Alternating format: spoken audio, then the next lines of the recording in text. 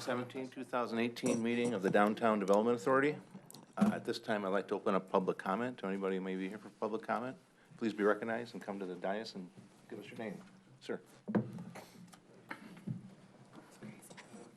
Good afternoon. My name is Frank Hobrecht, and I live at 1835 North Lafayette. I wanted to respond to the changes to the parking charges for customers and tenants in downtown Royal Oak. I think that we're in a very delicate place right now. We're seeing all the vacancies that are, people that have left over the end of the year. We've got, I know there are 2 more vacancies that are coming on board this month still, and I think it's a very delicate time for downtown Royal Oak. We still have vacancies from last year. When I think about Washington Street, we lost the gentleman's consignment store, and then the dress shop next door, and then the art gallery, and then Bravo is gone, Baskin Robbins is gone, American Apparel is gone, and nobody's coming in. So I've got a couple of vacancies myself. I've spoken to people, and it's a delicate time. We're just not competitive. One of the things I wanted to point out, because last month, you raised parking for downtown Royal Oak, and you said Birmingham. Keep in mind that we charge parking until midnight. Birmingham closes at 9 o'clock. So one of the people that we brought in last year was a bookstore. Now, you can't expect a customer to spend a $5 or $3 to go into a deck to buy a $3, book. We're just not competitive. I would really like to see us emulate what Birmingham does, that we have 2 hours free, throughout the evening. We can get that retail customer back, because if they can come in there and they can buy something, and then they can leave. And I know there's money. This is not a question about money. It's a question of policy. So I know that the meters are next, but I'm concerned. I think we're going to be seeing some stagnant vacancies. When I look about this Baskin Robbins store, which has a cute little parking lot, and he's pretty competitive on the rent, and nobody wants it, so, and that's all I have to say today. Thank you. Thank you, Frank, yes, sir. The 2 vacancies that are coming on board this month, can you mention them? They're hair salons. Okay. 2 are leaving. Okay. All right. So, thank you. Thank you, Mr. Holbrook. Anybody else for public comment? Seeing none, I will now close public comment. I think we can move.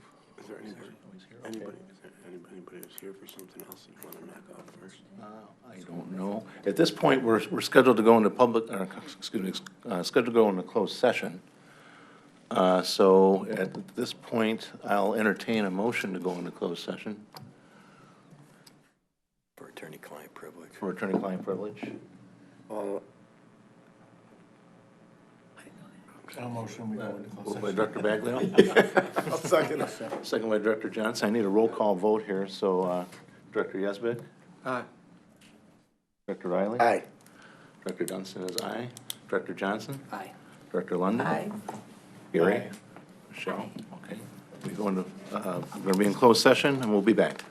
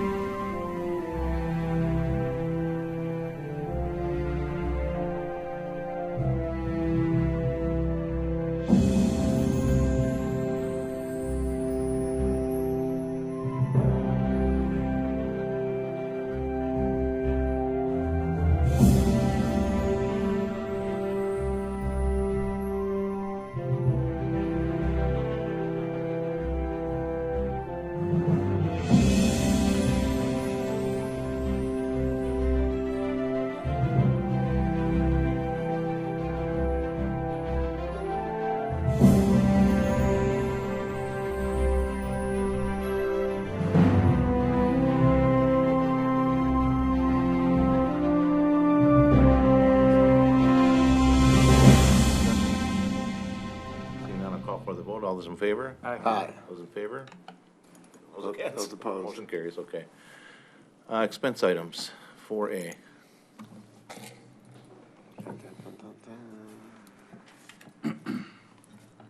Quick question on the Christmas tree installation. Was that the total, or, no, I'm thinking it was also, that included the removal and storage, the original thing we saw, right? That's just the installation. No, I understand that, but what we had seen before, the contract was for all of it? Yeah. Okay. Any other questions about the expense items? Quick one, on Real Weekly Detroit, reimbursement for city services. That's pursuant to the agreement and a resolution the DDA passed regarding Spooktacular.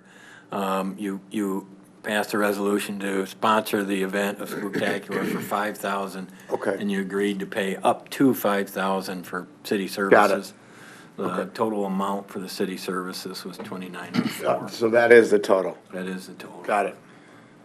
And one quick question regarding the pest program. This is a question for those of you who have businesses down here. I remember years ago when we started, have you guys seen an improvement with the rat population in downtown Royal Oak? By improvement, means a little less. Less, Okay. yeah, we don't want to go the other way. No, still, all right, hopefully it starts working. Okay, item B, we have a Kerr, Russell, and Weber invoice. Looking for a motion to approve the invoice for $248 for their services regarding the Center Street office development. They did have some work in there regarding the tri-party agreement that needed to get executed and dealt with, so they had a few hours of service up through November. This is the Etkin building? Yes, it is. Okay. Motion to approve? Motion by Director Riley, I second it. second by Director Johnson. Any discussion? I'll call for the vote. All those in favor? Aye.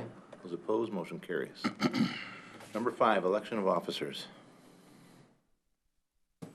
What we're looking here for is nominations for each position, and then upon closing nominations, you'll have a vote on who's ever nominated. So it's up to the chair to open nominations and go from there. Nominations are open for chairperson and vice chairperson. I've not received any campaign literature. It's got the campaign. You won't? Maybe you got enough for the last one. I'd nominate Chairman Dunstan and Vice Chairperson Sophia, correct? I'll second it. Current two. Okay, that's current, right? They're the incumbents, correct? Yes. That is correct. I'll second that.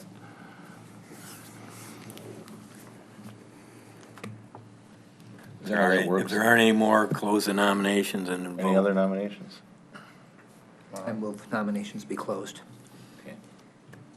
I need a second on that, I guess. I'll second it. All right. I need to vote on the closing, or we just need to vote? Okay. All right. Any discussion? Seeing none, I'll call for the vote. All those in favor? Aye. Those opposed, motion carries. Parking update. Now, we voted to close, now we need to vote on the officers. Oh, I'm sorry. Darn it. Thought we could slip that one by, you guys. Now we need to vote on the officers. Any discussion? All those in favor? Aye. Those opposed, motion carries. Parking update. You did ask at the last meeting as part of the parking rate increase that Greg Rassel, the Director of DPS Public Services, provide you with an update on the plan for installation of IPS meters as well as the Park Mobile, both in current configuration and potential timeframes for installation. So what you have in front of you is his report to give you current status and where those two items stand. Quick question, at the, because for some reason on the website, at least a couple days ago, I checked, the synopsis hadn't been posted of the city commission meeting. Did you say the city commission agreed, did they approve the permit increases? Is that correct? Yes. And those go into effect when? My understanding is March 1st. March 1st. Yeah, they're sending out a notices to all the permit holders. Okay. And they held back on the meters? Because technically They they, approved the DDA recommendation. okay, okay, Just the monthly permits. okay, The DDA did not include the meters. okay, Or anything other than the monthly permits. okay. I guess my only comment or question on this would be, and I'm happy to see these things are happening, is why is the city only planning to install the IPS meters in the high demand area? Is that just at this time, or is that? Well, it's at this time, but I mean, that's basically the most of the downtown. The significant place that Greg misspoke at the last meeting was about the lot in front of City Hall.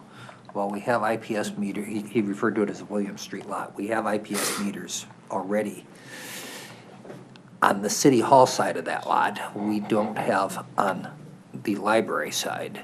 And we are not planning to do anything with that because we anticipate construction occurring in both of those lots very soon. So it doesn't make any sense to invest anything there. The one question I have, you know, with the high demand versus not high demand meters, is the side streets, like in this central business district there. I mean, I would think those are high demand, aren't they? I wouldn't, I don't want to speak for Mr. Rassel, but my understanding on the IPS meters is there is a monthly fee associated and outside the high demand areas, and some of those areas don't generate enough revenue to cover the fees on it, so there's an expense there that might be counterproductive as to why it's inside versus outside. Now, Rich and Associates is looking at where the high demand area should be, so that may adjust, but. I guess, and I'll just throw this out there, and you guys tell me what your experience are, but to me, it just seems crazy that, like, you know, if you're, for example, your Main Street, you know, everything in Park Mobile is gonna work and everything, and now you're parking in front on Third Street, parking in front of Starbucks, and it's not going to work. To me, that just seems crazy. And, I mean, unless I'm reading this wrong. I think you're reading it wrong. Yes, Starbucks will be covered. Everything within the yellow line. I'm sorry, okay. It's not just that street. Okay, I apologize. I thought it was just the yellow lines. The yellow line is the outline. Got it. Forget it. I'm willing to wait I'm till an idiot. Rich comes back, but I might. The area that I think is Yeah, no, I most got you. significant, the most significant lot that's outside of that right now is P9, which Yeah, that's always full. is one that we might decide that we want to switch over. Okay. And we do have a kiosk for some of the meters, particularly so that people can buy long-term parking for the train.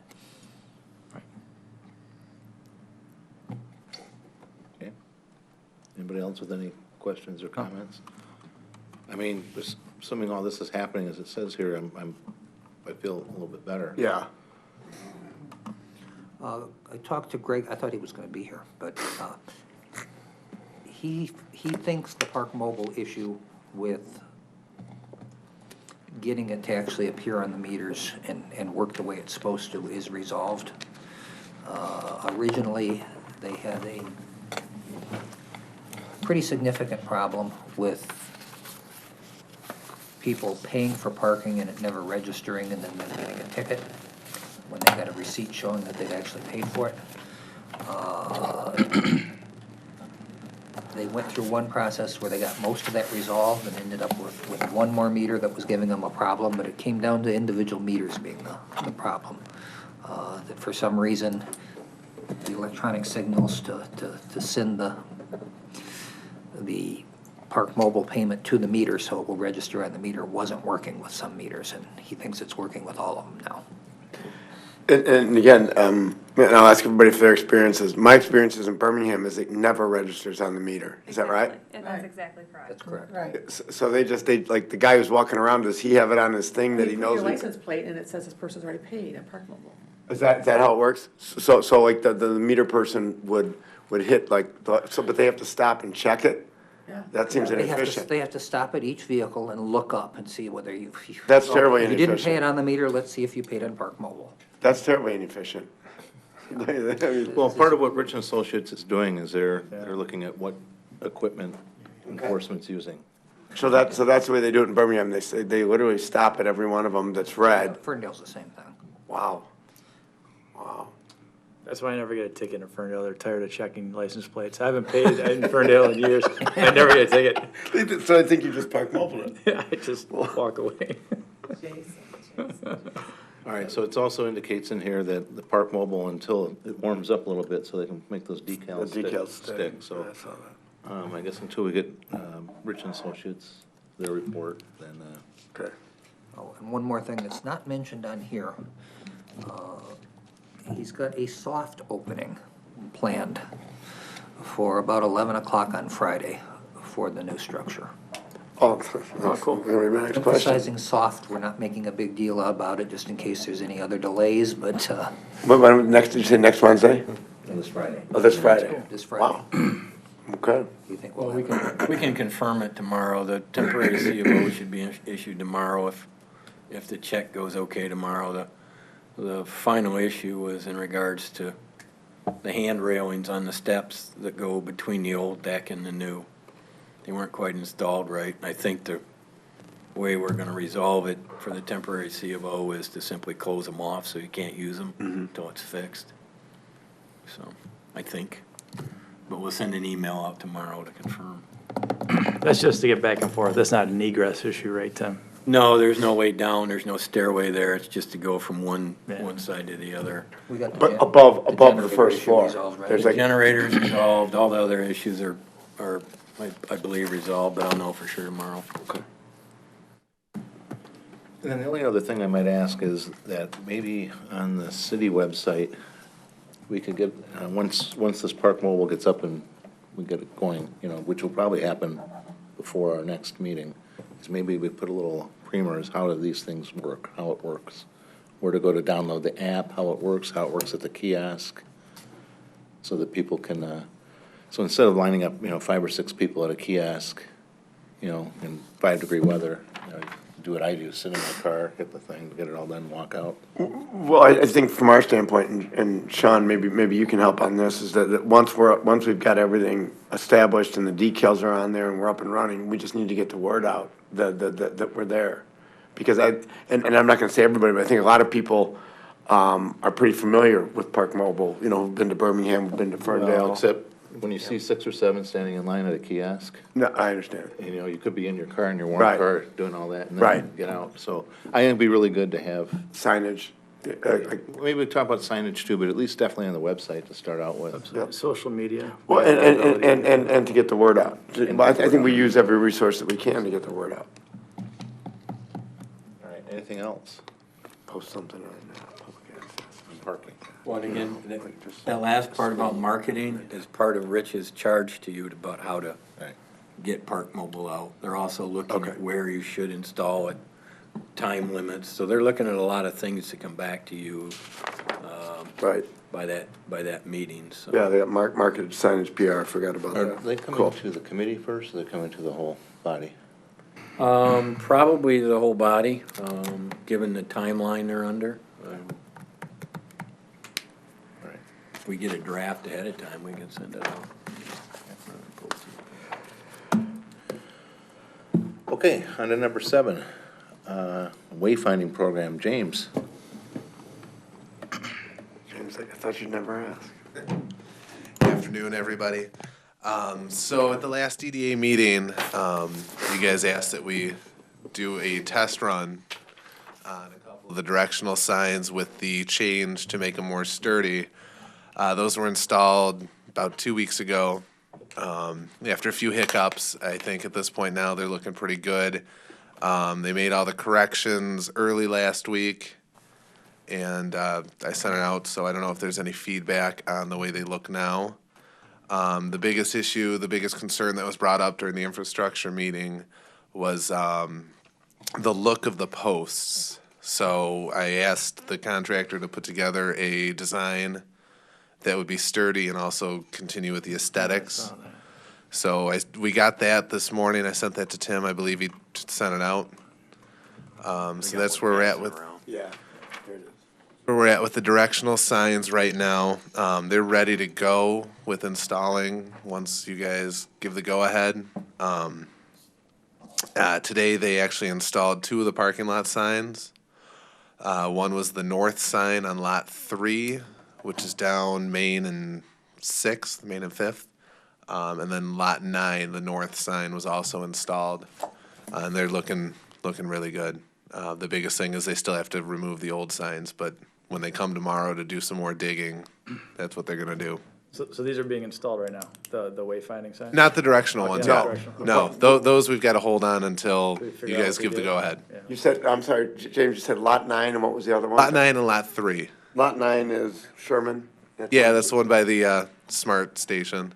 And Lot 3 is, It's right off Main, I'm trying to think if it's 5th or 6th. It's the north lot of those 2.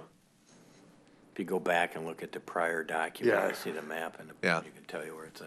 and Yeah, they look and- good, I mean, the orange and everything. Yeah, the orange looks great. They It look was just like, perspex. yeah, look just like design. The only issue right now is because the old signs are still there. You can't see them too well from the north side, but that'll be fixed tomorrow.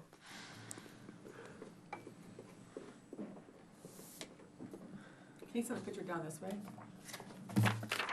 Send it down. No, to the same one that we have here. Well, just as a reminder, the issue with the directional signs was when they started fabricating a sample in the contractor's office, It's different. it It's different. This is- goes all twisted the way down. and with just touching it. The original post was the 2 L-shaped posts that went from the ground up with the signs secured in between. Their retrofit that was tested, you'll see that's kind of been boxed in, and that is part of your packet on the website. The revision that I'm passing around was they've added the rivets to look down the rest of the signpost. What James and I are looking for is whether you're satisfied with this, because again, these signs will be there for hopefully considerable time, and you're spending considerable funds on them. If you're not happy with them, that's fine. But I don't want to move forward with something that you're not satisfied with, so. And the ad for the, for lack of a better term, the bolts on the posts, that was like $4,500, that was for everything? Yeah, that should be all of it. So the 4,500 in addition to the, I think it was 12 Yeah. for the tubing. Sturdiness. Yeah, And those, that was in response for an aesthetic, more industrial look, is that correct? The adding of the rivets? Yeah. I think it maybe for continuity too. Kind of clean, so it was like cleaning up For the life of me, I can't remember the original design for the posts.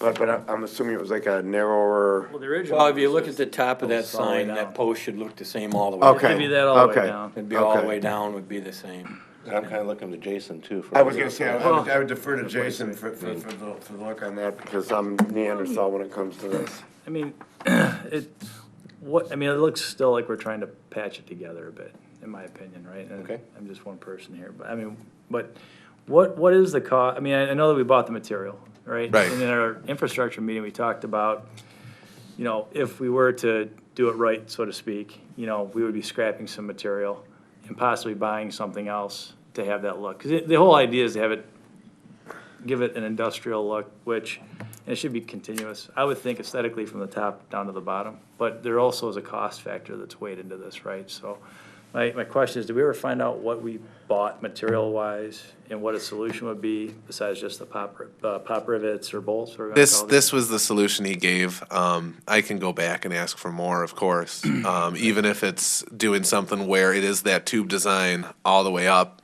so at least it's consistent. Could be the tube all the way up, or maybe a channel, and I Yeah. don't want to be difficult, but these. No, are gonna be here for a long I don't time, disagree. and I I'm don't not wanna- wild Every time we about- go by, we're like, it's like we gave up halfway up or changed or Yeah. something like that, that's all, so. Yeah, I'm not wild about the way the fix has looked so far. Feels like we're quote-unquote fixing it. I deal with this in my Yeah. daily life, and I drive my employees bonkers, but, it should be right. Right. So, but I would like to know if it's like some astronomical dollar amount, then Well, I that's would, sway what we do. assuming that it's, it was 12,000 roughly for all 40 posts to do what they've done. I would imagine it wouldn't be any more than an additional 12. It'd probably be a little less. Right. So, and what would it be? Would it have to be a channel versus an L? Because right now we have two L's that are. Yeah, right now That it's the didn't two work, Ls. right? It So didn't if it's work. a channel that has the same look, all the way down. And then part of this too with these bolts, if I remember right, it's so that we can unscrew the bolts and swap out the signs. Right. Right, so we still need that flexibility. And would we still get that in this case? Because they totally welded, I'm assuming welded the base. Yeah. So if you unbolt it, I guess you could pry it apart. There's still and slide both, out. yeah. You There's can still pull it two posts. in. Right. Didn't, the guy from the manufacturer say that the single wouldn't work?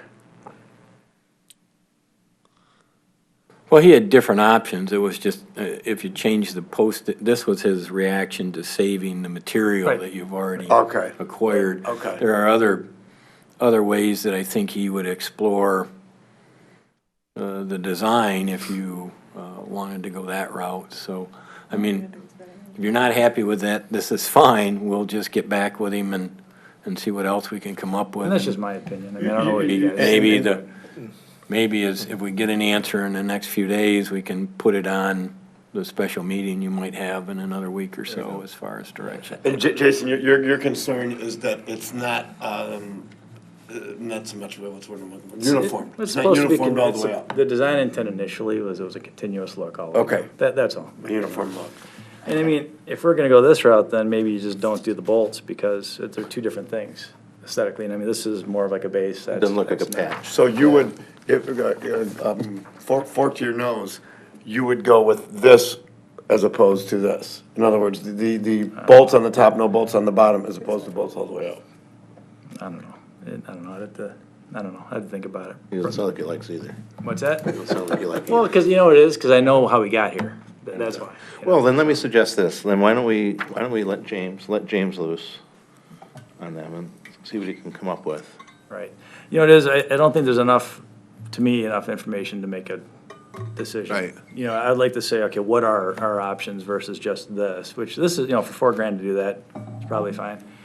But if it's an extra, I don't even know, 8,000, I don't want to start spending money, but if it's an extra 8,000 or 9,000, we can do it right, then let's do it right. Yeah, I'd rather take the time and do it right than rush into it. Especially if we've got a meeting in a couple of weeks, and I know nobody knows the exact answer to this, and this is not, obviously, this is not the thing that we'd predicate a decision like this on, but, because I don't understand L from C, from angle to any of that.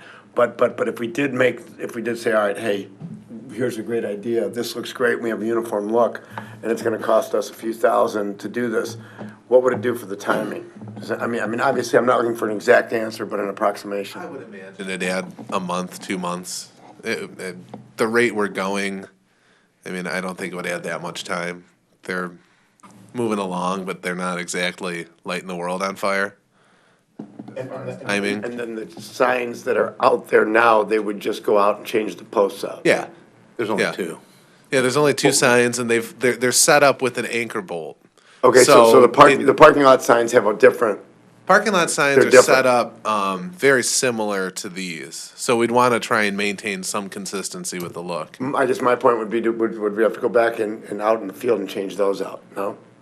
Preferably Well, not. the problem Yeah. with the directional signs is it's a The single width. pole. Yeah. No, it's a single pole. The parking lot signs and the kiosk signs have two poles, so they don't twist. And Okay. that The design directional is uniform sign- all the way down. Got it. Right? So Yeah. now we're deviating. I forgot about that. So now we're deviating from what they have. So Okay. we should be in the same vein, Okay. you know? Lori, Yes, sorry. there are people over here too. I actually like the fix of the sign, it doesn't bother me at all, and I think the bolts all the way down do show consistency versus the choppiness of the one that's on the screen. Cool. What I wish it was two-sided, so this is a walkable city. So you're walking up to the sign, you can see where to go versus just driving, but decision was already made. So to me, the pole is not as important as the information on the pole. You're only giving the information to half the people on the sidewalk. So you're walking, approaching that sign from the back, it's just a You don't blank know where to sign. go. There's an arrow on the back is the only thing, right?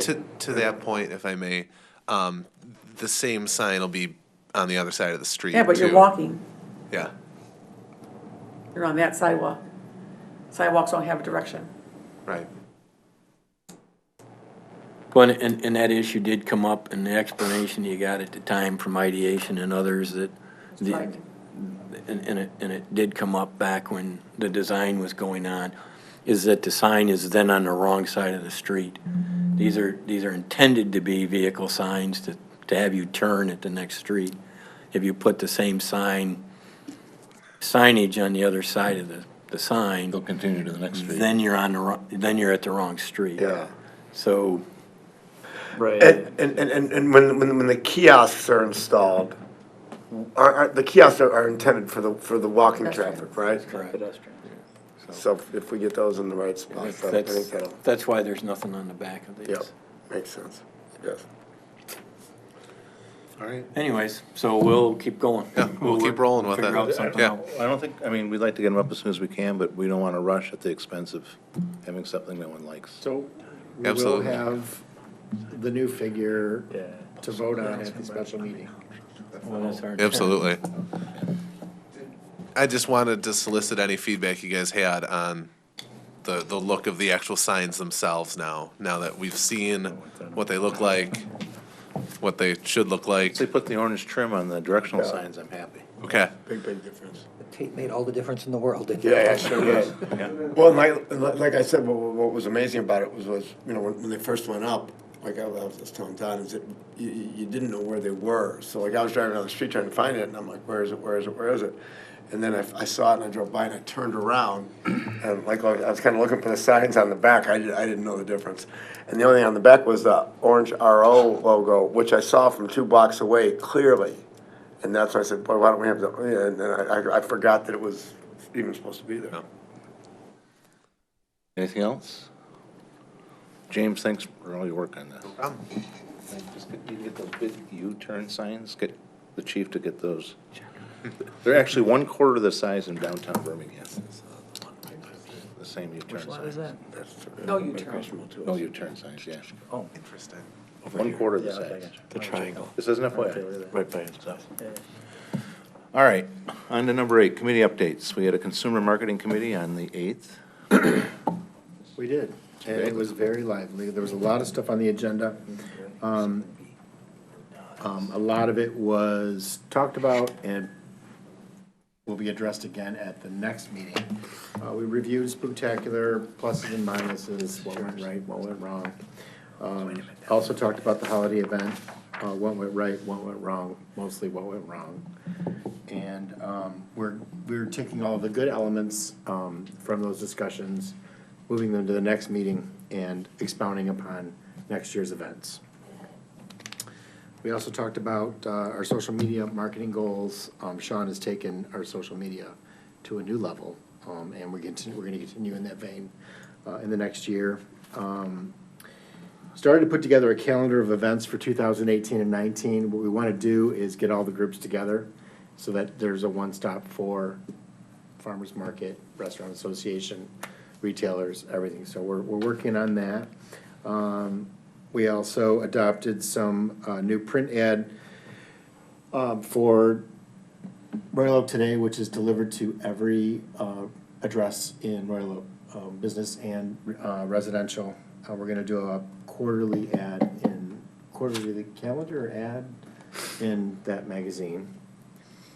Also exploring an initiative with Metro Mode Media. Sean's looking for some sponsorship for that, and we'll talk about it again at our next meeting. We also lightly talked about a small business week in April or May. We're gonna talk about that more at our next meeting. And we lightly touched upon our budget, which Tim is gonna give us $1 million more next year. And that's pretty much it. Yes, sir. Quick question. You said all the groups together. Well, I guess that's the wrong way to put it, but all of the different event-producing factions in Royal Oak, Farmers Okay, Market. so for Farmers Market, Restaurant Association, Retail Association. Chamber. Got it. Anything else? No? There was a lot on the agenda. Hopefully next month we can keep the agenda a little tighter so we can get more in depth. Okay, 8B, Infrastructure Committee. I'll take half of this, and then Gary, you can take half. How's that? Okay. I'll take the I bet you I know wayfinding which half. half I'm We gonna just get. did it. Now we're on to the other half. Gary, you want to talk about Christmas lights? We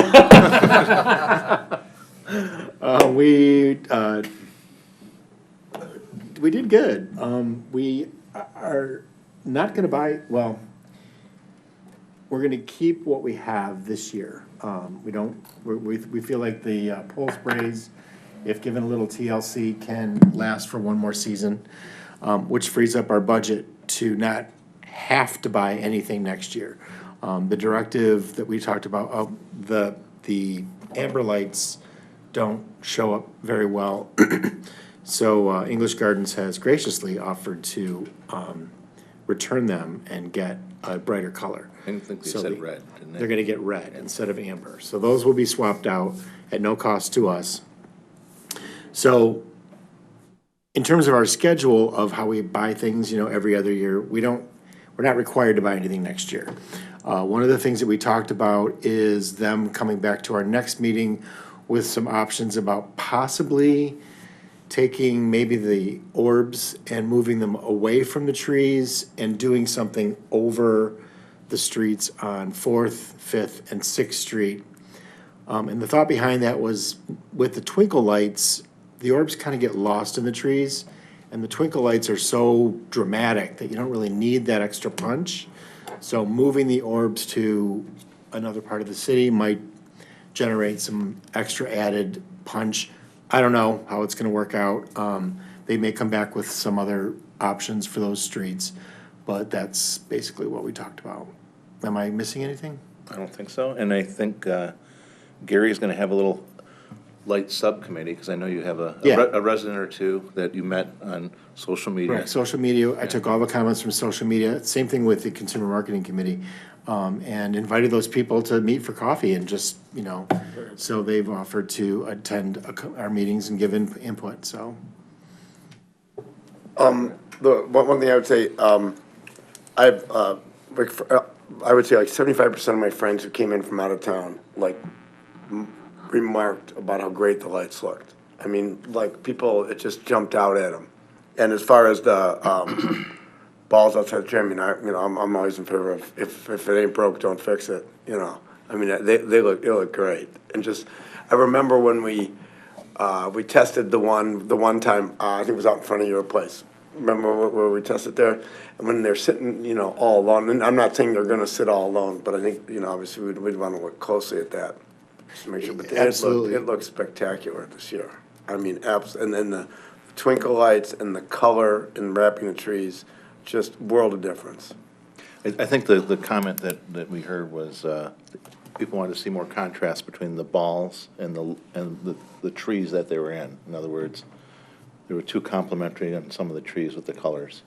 In other words, like, I don't even say it. It wasn't me, man. If there was a pink tree and you couldn't really see Yeah. they kind of got lost in But the let me trees. ask you this, I mean, And that may not happen. We'll just see what they come up Gary, with. if you're talking about looking at the balls not in the tree, not in the trees with the wrapped trees, is it possible, as, you know, when they're taking these down, to maybe just like take the balls out of a couple of those trees and maybe on one block and just put them in a tree, and then you could look at it, get a preview?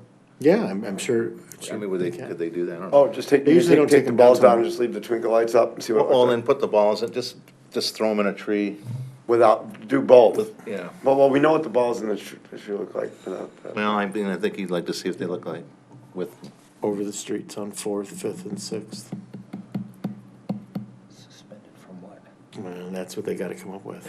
Well, I just to add to the, I think what English Garden's gonna do is, They have high the trunks. globes, the silver globes are programmable, so what they're gonna look at, if they don't believe it makes sense to put them in trees individually, they're gonna program them so that the lights that are in there contrast with There you go. with the other lights, so there's a you white don't, light. yeah, you don't have the twinkle lights or the wrapped lights the same color or equivalent color as what the globe is going through, so. Gotcha. They're gonna reprogram them to do that minimally, and if they leave them in the same thing, was my understanding. The other thing they were gonna look at, does it make sense to shift them around to get more coverage, so.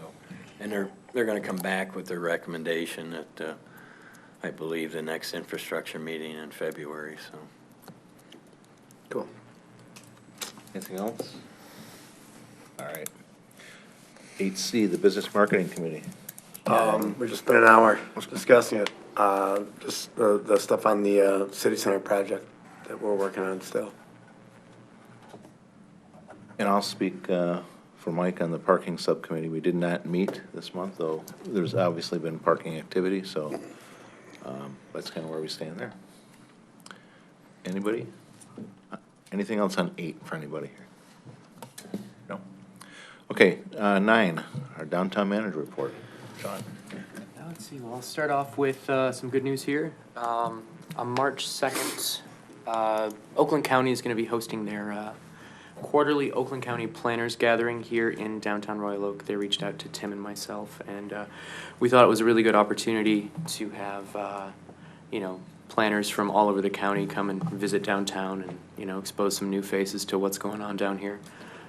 So we're going to be hosting that at Mesa, and they expect about 50 people in attendance, and then Jason Gittinger, James Krizan, and myself are going to be giving a presentation on the public art and the other public adornment programs that we have going on in downtown. So if you guys can make it out, great, and I can send a follow-up email with some more information on that.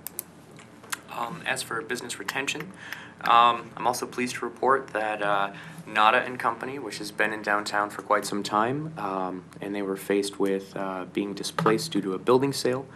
They were considering leaving the district. I worked with her, and we were able to find her a new location on the other side of Main Street. She's now at 108 East 5th Street, which is right behind Vibe Credit Union across from Jolly Pumpkin. So she's going to be opening up here pretty soon this month, and she's going to be communicating to me when she wants to do a grand reopening ceremony, so I'll keep everybody posted as that develops as well. Another new business opened, the Adelaide Art Studio opened this month. I stopped by there last week, took a tour. They did a complete renovation on the inside. They offer art classes to the public. It's absolutely beautiful inside, so if you guys get a chance, stop in there and check it out. This business owner is very interested in working with the community, and he wants to make it more of an inviting public space. So I think that there are some opportunities there to do some placemaking in the near future as well. He is doing an open house this Friday, January 19th from 5 to 9. So if you have a chance, please stop in. I sent an invite as well via email. I can resend that to anybody who wants more information. As everybody may well know, Taco Bell Cantina also opened on Main Street this month. I think this has been probably our most popular social media post. It got over 20,000 views. So, You've been there? it was amazingly popular. So I think it's gonna drive a lot of future foot traffic in that area of downtown in the coming months. So they don't currently have a liquor license in operation, and I think most of you know that, but they do intend on pursuing it, is what all of the interviews and articles were announcing that they were mentioned in. So be prepared for that. Business attraction, Todd Fenton and I are going to be meeting with a prospective new business this Friday as well. More details as that develops, so hopefully we see something from that, so cross your fingers. But I think they're a great business and they do very well down here. To discuss some business closings, to date since I started, there have been a few business closings. So there have been, I think I counted about 6. Half of them were restaurants, and then the other half were actually retail apparel stores. I think the distinction here is that downtown Royal Oak is still very attractive for new restaurants to be coming in. So for the restaurants that are closing, I can count on my hands how many are going to be coming in and opening this year. I can't say the same thing for retail apparel. So that gives you any indication of the state of the retail economy right now. In order to fill a lot of those vacancies, as were mentioned during public comment, we'll have to be a little bit more creative in the programs and in the ways that we attract different models of business.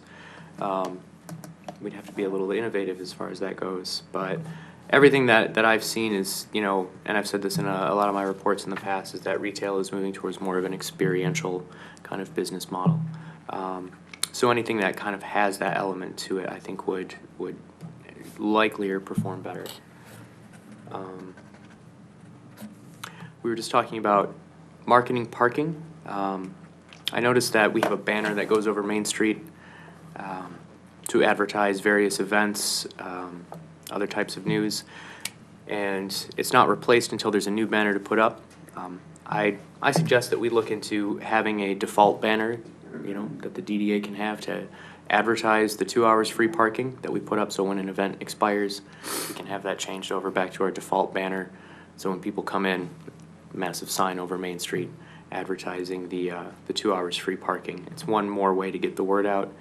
I wouldn't say that that's a silver bullet, but I think that would definitely help, and it would be less likely to have outdated banners over Main Street. Wayfinding signage, we already covered that. I have been continuing these downtown stakeholder meetings. Some of you have actually been attending those as well, where I've been meeting with property owners, business owners, other stakeholders that want to address things like foot traffic and downtown marketing. Those are actually moving forward pretty well. The members of the chamber and chamber staff are also attending those. So I think that that's a really good conduit for me to have ongoing communication with some of the associations going on down here. And now that we're in the process of getting involved in the Main Street program, I'd like to have these downtown stakeholders be under the Main Street banner. So if they want to do any projects or anything, we can count them as Main Street volunteers. So when I do have to start doing my reporting, I can cite that as volunteer hours, I can cite that as volunteer activity, and it being kind of a grassroots, community-driven method of addressing some issues going on downtown. So the holiday event feedback I've actually attached to my report, and I can get to that in a second. So social media marketing, Tim and I were talking about getting a credit card specifically to be used for boosting our social media marketing. At this point, I've been paying for those personally and then just getting reimbursed. I think just paying for it directly with a card would make this a lot faster. As Gary mentioned, the Consumer Marketing Committee talked about doing some ads. We'll have a recurring ad and editorial. It'll be 2-page spread in Royal Oak Today. That's delivered to every business and resident in the city. So we'll be putting those together and getting those designs together here shortly. They're going to be contacting me in the next week or so to put something together. Metro Mode Community Newsroom, Issue Media Group, has been talking to me about doing a program that would be called On the Ground Royal Oak. So far, there have been other similar programs in other communities. There's been an On the Ground Dearborn and On the Ground Pontiac. And essentially, they will come in, they'll set up a community newsroom for about 3 months, in which they'll write articles dedicated to specific topics. I really wanted them to focus on entrepreneurship and small business, you know, to help bolster a lot of our efforts going on in terms of small business development and retention. They would also have a huge social media presence, doing regular Facebook Live interviews with downtown stakeholders. How the model works is that you essentially acquire a number of sponsorships to pay for it. So I'll be sitting down with some other downtown organizations here in the next week or two to see if they'd be interested in also sponsoring this program. And if it is, we could probably get something like that going by, I would assume, by March. And then lastly, I've been updating a lot of the business contact information that I've inherited in terms of the business contact databases and everything. So I've been sending out forms for people to fill out. So I've been updating phone numbers, emails, everything else, just to keep that information up to date. While I have their attention and asking for their contact information, asked them for some of the things that they thought were important in the downtown district. And of all the people that have responded, I'm noticing some patterns. Those patterns seems to be a consistency with people being frustrated with either lack of parking, there's a perception of overzealous parking enforcement, and then a lack of customer foot traffic. So these are some of the things that I would like to continue to talk to at those downtown stakeholder meetings to see if there are any strategies, you know, that we could work with the business owners, freeing up parking spaces, if we could encourage some of their employees to use the decks, so on and so forth, to address things on their end, as far as my interactions with them would go. So Appendix A, I just included just a summary of the last downtown stakeholder meeting. We discussed district marketing, talked about the difference between hashtags and slogans, which hashtags we would like to use. We settled on just using Royal Oak, Michigan, because, you know, hashtags basically serve as search functions, so we want to keep it as direct as possible and simple. And as soon as we start seeing that kind of take hold virally throughout the district, then we can start introducing additional levels of complexity. You know, if we wanted to focus on Royal Oak cuisine or culinary arts or the art scene or entertainment, we can introduce those as once we have this one kind of take hold with everyone. How are you getting the word out for everyone to use that? So I've been sending out emails and I've been putting it in our newsletters. Okay. We talked about parking. Basically, I just relayed to them the parking updates that I've been privy to about some of the progress of some of the upgrades with the meters and so on and so forth, and that the parking system is currently under study. We discussed foot traffic. We discussed some things that we could do to address that, and I just relayed that we would be discussing you know, various strategies to boost foot traffic with some of the projects that we have going on as the DDA. So one interesting thing is somebody brought up the issue of childcare and whether that was important in terms of attracting people to the downtown district, whether that be employees, visitors, or even investors and residents. So it's something that I told them I would do some research into as well. And the last appendix that I included was just my memo on the Holiday Spectacular. Just some of my comments. I'll just keep this pretty brief. But some of the things I noticed when I attended there, the footprint of the event was pretty excessive for what was programmed in the space. I know they downscaled the event when they rescheduled it. They kept the same footprint. So when I arrived, there were a lot of people that were on 5th and at that intersection. But as you got to the north and south ends of Washington within that space, it started to get a little sparse. I noticed there were a lot of lines, so there was significant congestion for a lot of the attractions there. Too few coffee vendors, too few carriages, you know, things like that. The projection on the 5th building was terminated. I actually thought that was, you know, one of the interesting highlights of that event, and I know that it was presented to the DDA board with that element included, and the following day, that element was removed with, I feel, an unsatisfactory explanation. The Ferris wheel, a lot of the comments that I got back was the condition of the Ferris wheel just appeared unsafe.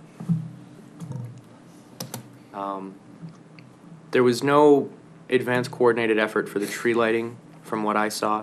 I tried to work with the organizers to put something together and see if we could have something coordinated so we knew what to expect. You know, there was very little communication back with me about that, and you know, they ended up putting something together that worked, but it was kind of thrown together with not very advanced notice to everyone participating. So that contributes to my next point, which was there were some alarming details that a lot of these elements were added to the event at the last minute. So there didn't seem to be any prior arrangement with vendors or agreements, which is what I think many of us were led to believe.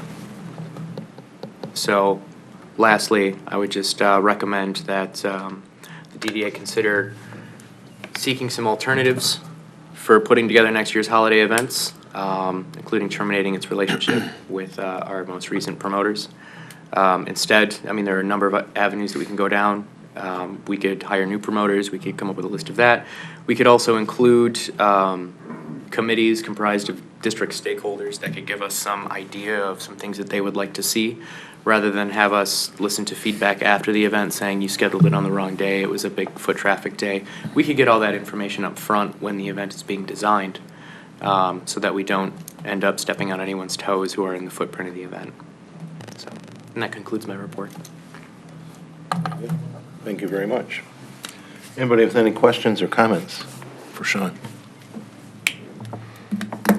I think we approved up to 30,000 for that event. How much did you actually spend? I believe it was a little over 20,000. Anybody else? Did we pay the money to the promoters who then paid, or did we pay directly to the vendors? So the promoters took care of all the costs. They submitted invoices and they submitted documentation of the money that they made. And so we just subtracted the money that they owed us from what we owed them, and then we reimbursed them for what they had paid out. So, and for everything that we paid them out on, we have an invoice. Yeah, we had invoices from the vendor themselves, Yeah. not the invoice from the promoter. The invoice came Right. from the We vendor. have all the original invoices or copies of the original invoices that were submitted along with the promoter's invoice. You know, I just want to say one thing, and I think the most important thing in this report, and I want to thank you, is the Nada and Company. Because I don't think they'd be here if you hadn't stepped up the plate and found them a spot. So thank you very much. It's exactly what we were hoping. Type of thing we'd hope you'd be doing, so thank you very much. Thank you. And the art studio, it's from 5 to 9 Friday, if any of you can make it. Sign up for some classes. Stick figure 101, Tony. Foot painting. All right, anything else? Nothing, then I'll entertain a motion to adjourn. We're going into work session, so Do we have to, can we, motion to adjourn into a work yeah, session. motion to adjourn to a work session? First one better. Work session. All right, so I'll entertain that kind of motion. I'll make a motion that we move into work session. I'll second it. Motion by Director Riley, second by Director Krieger. All those in favor? Aye. Aye. Opposed? We're in a work session.